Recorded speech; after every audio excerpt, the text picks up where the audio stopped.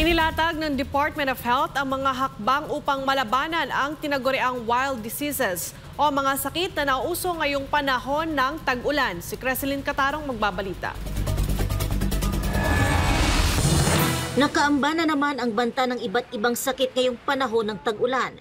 Kaya naman ang Department of Health nagbabala sa publiko kaugnay sa wild diseases o mga sakit na karaniwang lumalaganap tuwing rainy season.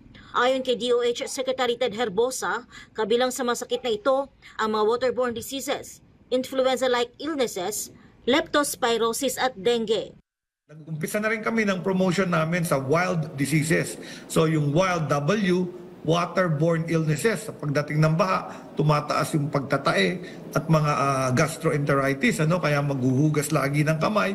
Make sure pag lumusong ng tubig, maligo ka agad.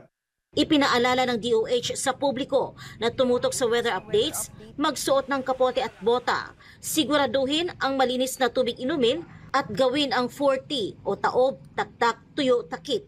Payo pa ng kalihim, agad na kumonsulta sa pinakamalapit na health center kapag may naramdamang sintomas o kaya'y tumawag sa kanilang telekonsulta hotline 1555. Binigyang diin naman ng DOH na mahalagang mapalawak pa ang kaalaman ng mamamayan tungkol sa pag-iingat sa mga nauusong sakit ngayong tag-ulan.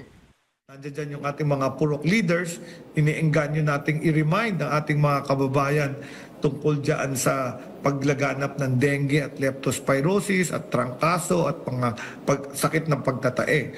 Very important din yung sa eskwelahan, kasi na-realize namin yung dengue, day biter siya. At saka very important yung nilinis yung mga eskwelahan. Kasi nga, sa paglinis ng eskwelahan, mababawasan mo yung breeding places nitong mga lamok na ito na nagdadala ng sakit na dengue. Para sa Diyos at sa Pilipinas kong mahal, Creselyn Catarong, SMNI News.